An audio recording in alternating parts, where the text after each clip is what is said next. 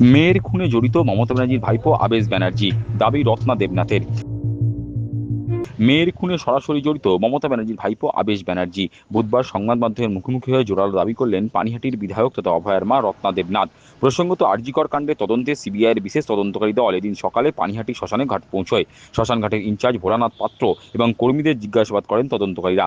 এদিন সংবাদ মাধ্যমের মুখোমুখি হয়ে রত্না দেবনাথ জোরের সঙ্গে দাবি করেন মমতার ভাই কার্তিক ব্যানার্জির ছেলে আবেশ ব্যানার্জি এই ঘটনার সঙ্গে সরাসরি যুক্ত। তাছাড়া তৎকালীন মুখ্যমন্ত্রী তথা স্বাস্থ্যমন্ত্রীর অনুমতি ছাড়া হাসপাতালে কিছুই হতো না। রত্না দেবীর আরও দাবি, মেয়েকে পিজিটি রুমে খুন করা হয়েছিল। পুলিশ পৌঁছে মৃতদেহ সেখান থেকে সরিয়ে সেমিনার রুমে এনে রেখেছিল। মমতা ব্যানার্জির ওনার ভাইপো জড়িত এই সঙ্গে। আবেশ ব্যানার্জি, আবেশ ব্যানার্জি কার্তিক ব্যানার্জির ছেলে। আবেশ ব্যানার্জি জড়িত ছিলেন এই ঘটনায়? হ্যাঁ, আপনি সরাসরি অভিযোগ করছেন? হ্যাঁ, মুখ্যমন্ত্রী তথা স্বাস্থ্যমন্ত্রী তার অনুমতির বাইরে হসপিটালে কিছুই হতো না। সেখানে এরকম একটা নৃশংস খুন, যে অন ডিউটি ডাক্তার, তার যদি না থাকে কোনো সুরক্ষা, তাহলে কার সুরক্ষা থাকবে? পুলিশ যারা ছিল ওখানে, তারাই গিয়ে সাজিয়েছিল সেমিনার রুমে আমার মেয়ের ডেড বডি। আমার মেয়ে সেমিনার হলে খুন হয়নি, তার খুন হয়েছে পিজিটি রুমে। পিজিটি রুম মানে ওদের যেখানে ওরা রাতে থাকার একটা বিশ্রাম নেওয়ার জায়গা, সেখানেই খুন হয়েছে আমার মেয়ে। পুলিশ 7:30টার সময় আরজিকর হসপিটালে গিয়ে সমস্তটা সাজিয়েছে। ক্রাইম সিন যেটা বলছে সেমিনার রুম, সেটা সিএফএসএলও বলছে এটা সেমিনার রুম, ক্রাইম সিন নয়। সেমিনার রুম ক্রাইম সিন হতে পারে, কিন্তু ওকে অন্য জায়গায় থেকে খুন করে লাইব্রেরির সামনে যে একটা জায়গা আছে সেখানে ফেলে রাখা হয়েছিল। পুলিশ গিয়ে ওকে সাজিয়েছে ওইভাবে। তার অভিযোগ, একটা সুরক্ষিত বলয়ে মেয়েকে খুন করা হলো।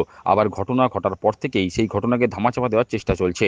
মেয়েকে পিজিটি রুমেই খুন করা হয়েছিল, অথচ তৎকালীন স্বাস্থ্য সচিব নারায়ণ স্বরূপ নিগম সেই পিজিটি রুম ভাঙার অনুমতি দিলেন। খুশি আমার জীবনের কোনোদিনই আসবে না। একমাত্র মেয়ে আমার ছিল, অনেক কষ্টে মানুষ করেছিলাম তাকে, এবং ডাক্তারিটাকে সে পেশা হিসাবে দেখতো না, তার নেশা ছিল। পেশেন্টদের ভালোবাসতো, তার ডিউটির জায়গায় সেকেন্ড বাড়ি তার, সেখানেই তাকে খুন করা হয়েছে। এই বিচার পেতে এতদিন লাগার কথাও না। একটা সুরক্ষিত বলয়ের মধ্যে ঘটনাটা ঘটেছে। ঘটনাটা ঘটার পর থেকেই ধামাচাপা দেওয়ার চেষ্টা হয়েছে, এবং যেখানে এরকম একটা নৃশংস হত্যাকাণ্ড ঘটলো, সেখানে স্বাস্থ্য সচিব নারায়ণ স্বরূপ নিগম নিজে এবং সেচ ডিপার্টমেন্টের বাকি 29 জন পিজিটি সেখানে ভাঙার অনুমতি দিলেন। ওই পিজিটি রুমেই মারা হয়েছে আমার মেয়েকে, খুন করা হয়েছে ওই পিজিটি রুমে, এবং যারা ওর সাথে ছিল তারা ওই ধোয়া মোছা করেছে ওই বাথরুমে। সেই জন্য বাথরুমটাও রাতারাতি ভেঙে আবার ঠিক করে দেওয়া হয়েছে রাতারাতি। অভয়ার মায়ের আক্ষেপ, হাসপাতালে যারা সেদিন মেয়ের সঙ্গে রাতের খাবার খেয়েছিলেন তাদেরকে হেফাজতে নিয়ে জিজ্ঞাসাবাদ করা হলো না। যারা খুনি তারা এখনও আরজিকর হাসপাতালে ঘুরে বেড়াচ্ছেন। এমনকি যারা তথ্য প্রমাণ লোপাট করেছিলেন তারাও বহাল তবিয়তে ঘুরে বেড়াচ্ছেন। ডিনার করেছিল, কোর্ট বলেছে আফটার ডিনার থেকে শুরু করে ক্রিমিনেশন অবধি দেখতে সিবিআইকে। তা যারা আমার মেয়ের সঙ্গে খেয়েছিল রাত্রে, তাদের কেন কাস্টোডিয়াল ইন্টারোগেশন হবে না, এটা আমি জানি না, আর হচ্ছে কিনা সেটাও আমি জানি না। যেভাবে তদন্ত চলছে এখন নতুন ভাবে, তাতে কি মনে হচ্ছে আপনার যে নতুন আবার কিছু বেরাবে? আপনি যেটা আশা করছেন, কোনো অগ্রগতি আশা করছেন আপনি? অগ্রগতি হবেই, সে যেভাবে তদন্ত হোক। যারা যারা খুনি আমি জানি তারা এখনো আরজিকরের বুকেই ঘুরে বেড়াচ্ছে, আর যারা তথ্য প্রমাণ লোপাট করেছিল তারাও ঘুরে বেড়াচ্ছে। মুখ্যমন্ত্রী শুভেন্দু অধিকারী বারংবার তার দাবি, শ্মশানঘাটে পৌঁছানোর অনেক আগেই তৃণমূলের লোকেরা সেখানে পৌঁছে মেয়ের মৃতদেহ দাহ করার জন্য সমস্ত কিছুর প্রস্তুত করে রেখেছিল। টাকা দেওয়া থেকে শুরু করে সই পর্যন্ত করা হয়ে গিয়েছিল। ওখানে কি করে আমরা বলবো, সব কিছু আমরা যাওয়ার আগেই হয়ে গেছে। শ্মশানে টাকা দেওয়া থেকে শুরু করে সাইন থেকে শুরু করে সব হয়ে গেছে আগেই, আমরা সেখানে পৌঁছানোর আগেই হয়ে গেছে। কার অথরাইজেশন করলো আমরা জানি না। মানে বাড়ির লোক যদি না অর্ডার, বাড়ির লোক কেউ কিছু আমরা ওরা জানারই প্রয়োজন মনে করেনি। রত্নাদেবীর অভিযোগ, শ্মশানঘাটে 3টি দেহ শায়িত ছিল। সেই 3টি দেহ টপকে তার মেয়ের দেহ তড়িঘড়ি দাহ করা হয়েছিল। তার আরও অভিযোগ, পুরপ্রধানের সই ছাড়া মেয়ের মৃতদেহ দাহ করা হয়েছিল। পানিহাটির তৎকালীন পুরপ্রধান ছিলেন মলয় রায়, অথচ সোমনাথ দে এবং সঞ্জীব মুখার্জি সেদিন সই করেছিলেন। গঠন করে নতুন করে তদন্ত হচ্ছে।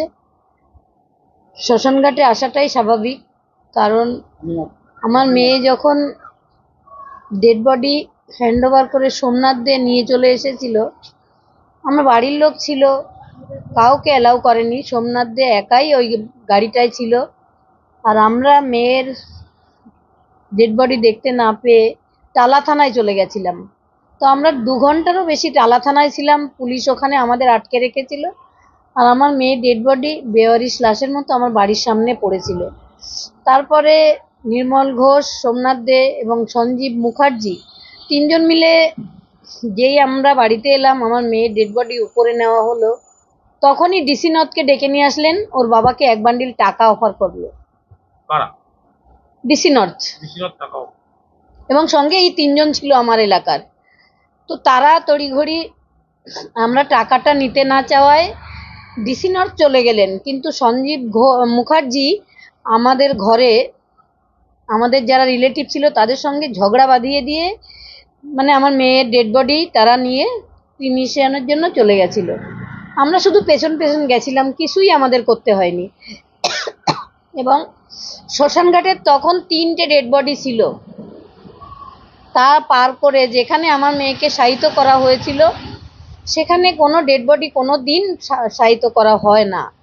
তাছাড়াও ওখানে এরকম মানে যে ডেড বডির পোস্টমর্টম হয়, সেই ডেড বডি মিউনিসিপ্যালিটিতে চেয়ারম্যানের সাইন ছাড়া ডেড বডি ক্রিমিনেশন হয় না।